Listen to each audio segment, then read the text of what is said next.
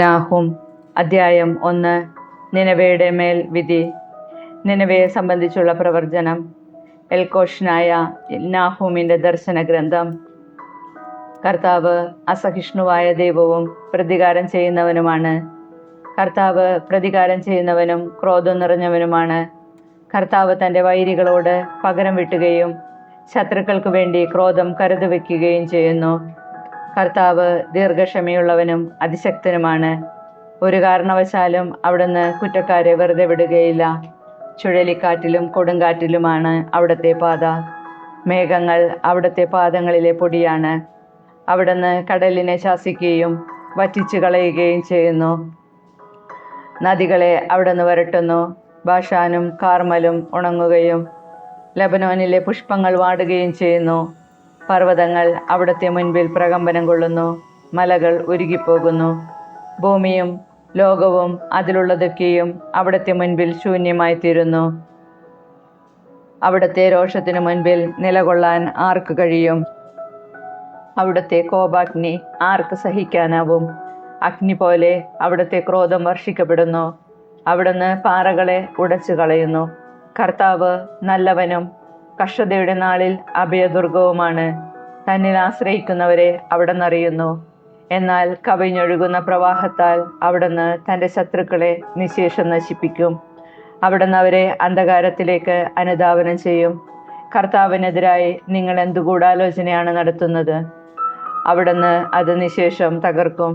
ശത്രുക്കളുടെ മേൽ രണ്ടാമതൊരു പ്രതികാരം അവിടുന്ന് ചെയ്യുകയില്ല. കെട്ടുപിണഞ്ഞു കിടക്കുന്ന മുൾപ്പടർപ്പ് പോലെ, ഉണങ്ങിയ വൈക്കോൽ പോലെ അവർ ദഹിപ്പിക്കപ്പെടും. കർത്താവിനെതിരെ ഗൂഢാലോചന നടത്തുകയും ദ്രോഹം ഉപദേശിക്കുകയും ചെയ്ത ഒരുവൻ നിന്നിൽ നിന്ന് ഉത്ഭവിച്ചില്ലേ? കർത്താവ് അരുളി ചെയ്യുന്നു, അവരുടെ ശക്തിയും എണ്ണവും എത്ര അധികമായാലും അവർ വിച്ഛേദിക്കപ്പെട്ട് ഇല്ലാതാകും. ഞാൻ നിന്നെ പീഡിപ്പിച്ചെങ്കിലും മേലിൽ പീഡിപ്പിക്കുകയില്ല. അവൻ്റെ നുകം നിന്നിൽ നിന്ന് ഞാൻ ഒടിച്ചു കളയുകയും നിന്റെ ബന്ധനങ്ങളെ ഞാൻ ഛേദിക്കുകയും ചെയ്യും. കർത്താവ് നിന്നെപ്പറ്റി കൽപ്പിച്ചിരിക്കുന്നു, നിന്റെ നാമം മേലിൽ നിലനിൽക്കുകയില്ല. നിന്റെ ദേവന്മാരുടെ ആലയത്തിൽ നിന്ന് കൊത്തുവിഗ്രഹവും വാർപ്പ് വിഗ്രഹവും ഞാൻ വെട്ടിമാറ്റും. ഞാൻ നിനക്ക് ശവക്കുഴി ഉണ്ടാക്കും. എന്തെന്നാൽ നീ നികൃഷ്ടനാണ്. സദ്വാർത്ത കൊണ്ടുവരുന്നവൻ്റെ സമാധാനം പ്രഘോഷിക്കുന്നവൻ്റെ പാദങ്ങൾ അതാ മലമുകളിൽ. യൂദ, നീ നിന്റെ ഉത്സവങ്ങൾ ആചരിക്കുകയും നേർച്ചകൾ നിറവേറ്റുകയും ചെയ്യുക. എന്തെന്നാൽ ഇനി ഒരിക്കലും ദുഷ്ടൻ നിനക്കെതിരെ വരികയില്ല. അവൻ നിശേഷം നശിപ്പിക്കപ്പെട്ടിരിക്കുന്നു. നാഹൂം അധ്യായം 2. നിനവയുടെ പതനം. വിനാശകൻ നിനക്കെതിരെ വരുന്നു. കോട്ടകളിൽ പ്രതിരോധം ഏർപ്പെടുത്തുക. വഴികളിൽ കാവൽ നിർത്തുക. നീ അരമുറുക്കുക. സർവശക്തിയും സംഭരിക്കുക. കർത്താവ് യാക്കോബിൻ്റെ പ്രതാപം പുനഃസ്ഥാപിക്കുന്നു. ഇസ്രായേലിൻ്റെ പ്രതാപം പോലെ തന്നെ. കവർച്ചക്കാർ അത് അപഹരിച്ച് അവരുടെ ശാഖകളെ നശിപ്പിച്ചു. അവൻ്റെ യോദ്ധാക്കളുടെ പരിചയ്ക്ക് ചെന്നീറമാണ്. അവൻ്റെ സൈനികർ രക്താംബരമണിഞ്ഞിരിക്കുന്നു. അണിനിരന്ന് നീങ്ങുമ്പോൾ അവരുടെ രഥങ്ങൾ തീജ്വാല പോലെ മിന്നുന്നു. പടക്കുതിരകൾ കുതിച്ചു പായുന്നു. രഥങ്ങൾ തെരുവീതിയിലൂടെ ചീറിപ്പായുന്നു. തുറസായ സ്ഥലങ്ങളിലൂടെ അങ്ങുമിങ്ങും ഓടുന്നു. അവ പന്തങ്ങൾ പോലെ പ്രകാശിക്കുകയും മിന്നൽ പോലെ പായുകയും ചെയ്യുന്നു. സേവകരെ വിളിച്ചുകൂട്ടുന്നു. അവർ ചാടിക്കടക്കുന്നു. അവർ മതിലിനടുത്തേക്ക് ഓടിയെടുക്കുന്നു. ലോഹമറ സജ്ജമാക്കിയിരിക്കുന്നു. നദികൾ തുറന്നുവിട്ടിരിക്കുന്നു. രാജമന്ദിരം തകർന്നു കിടക്കുന്നു. രാജ്ഞിയെ വിവസ്ത്രയാക്കി പിടിച്ചുകൊണ്ടുപോയിരിക്കുന്നു. അവളുടെ ദാസിമാർ പ്രാവുകളെ പോലെ ദുഃഖിച്ചുകൊണ്ട് മാറത്തടിച്ച് നിലവിളിക്കുന്നു. ജലം വാർന്നൊഴുകുന്ന കുളം പോലെയാണ്. നിനവേ, നിൽക്കൂ, നിൽക്കൂ എന്ന് അവർ വിളിച്ചു പറയുന്നു. ആരും തിരിഞ്ഞു നോക്കുന്നില്ല. വെള്ളിയും സ്വർണവും കൊള്ളയടിക്കുക. അതിലെ നിധികൾക്ക് അന്തമില്ല. എല്ലാത്തരം അനർഘ വസ്തുക്കളും അവിടെയുണ്ട്. ശൂന്യം, ശൂന്യത, വിനാശം. ഹൃദയം മരവിക്കുന്നു. കാൽമുട്ടുകൾ വിറയ്ക്കുന്നു. അരക്കെട്ടിൽ അതിയായ വേദന. എല്ലാവരുടെയും മുഖം വിളറുന്നു. സിംഹം ഇരയെ കൊണ്ടുവരുന്ന ഗുഹയും സിംഹക്കുട്ടികൾ നിർബാധം വിഹരിക്കുന്ന മാളങ്ങളും എവിടെ? സിംഹം തൻ്റെ കുട്ടികൾക്ക് വേണ്ടി വേണ്ടുവോളം മാംസം ചീന്തി കീറി വെച്ചിട്ടുണ്ട്. സിംഹികൾക്കു വേണ്ടി ഇരയെ ഞെരിച്ചു കൊന്നിരിക്കുന്നു. ഇരയെക്കൊണ്ട് അവന്റെ ഗുഹയും ചീന്തിയ മാംസം കൊണ്ട് മാളവും നിറച്ചിരിക്കുന്നു. സൈന്യങ്ങളുടെ കർത്താവ് അരുളി ചെയ്യുന്നു, ഇതാ ഞാൻ നിനക്കെതിരാണ്. ഞാൻ നിന്റെ രഥങ്ങളെ കത്തിച്ചു കളയും. നിന്റെ സിംഹക്കുട്ടികൾ വാളിനിരയാകും.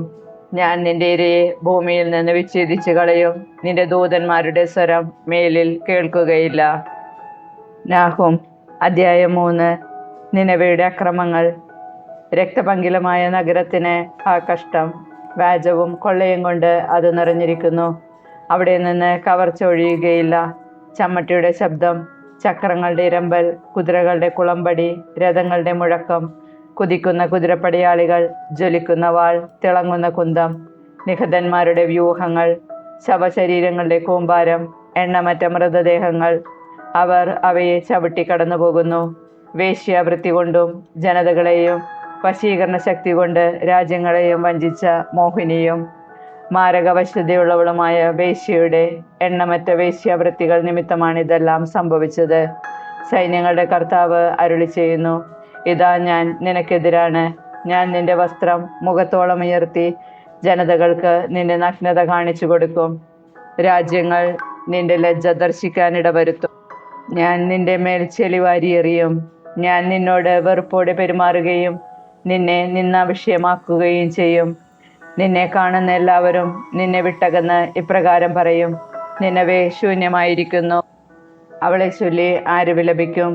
അവൾക്കു വേണ്ടി ഞാൻ എവിടെ നിന്ന് ആശ്വാസകരെ കണ്ടുപിടിക്കും? നൈൽ നദിയെ സ്ഥിതി ചെയ്യുന്ന തോബസിനേക്കാൾ ശ്രേഷ്ഠയാണോ നീ? അവൾ വെള്ളത്താൽ ചുറ്റപ്പെട്ടിരുന്നു. കടൽ അവൾക്ക് കോട്ടയും വെള്ളം അവൾക്ക് മതിലുമായിരുന്നു. എത്യോപ്യ അവളുടെ ശക്തിയായിരുന്നു. ഈജിപ്തും അവൾക്ക് അതിരറ്റ ശക്തി പകർന്നു. പുത്യരും ലിബിയക്കാരും അവളുടെ സഹായകരായിരുന്നു.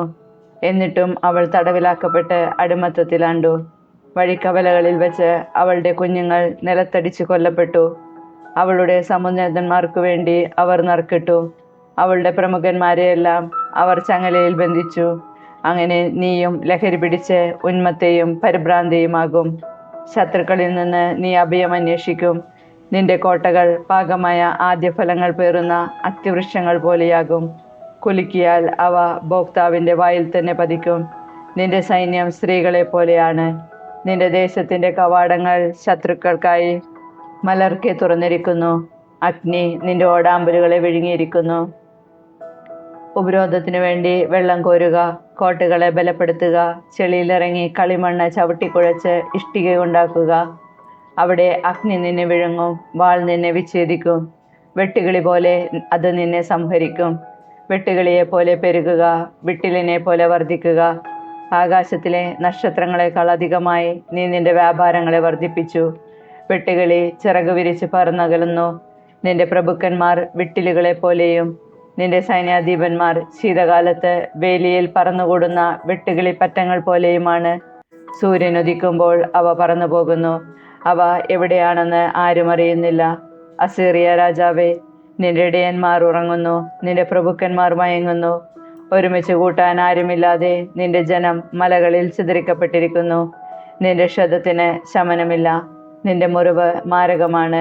നിന്നെക്കുറിച്ച് കേൾക്കുന്നവരെല്ലാം കൈകൊട്ടിച്ചിരിക്കും. നിന്റെ ഒടുങ്ങാത്ത ദ്രോഹമേൽക്കാത്തത് ആർക്കാണ്?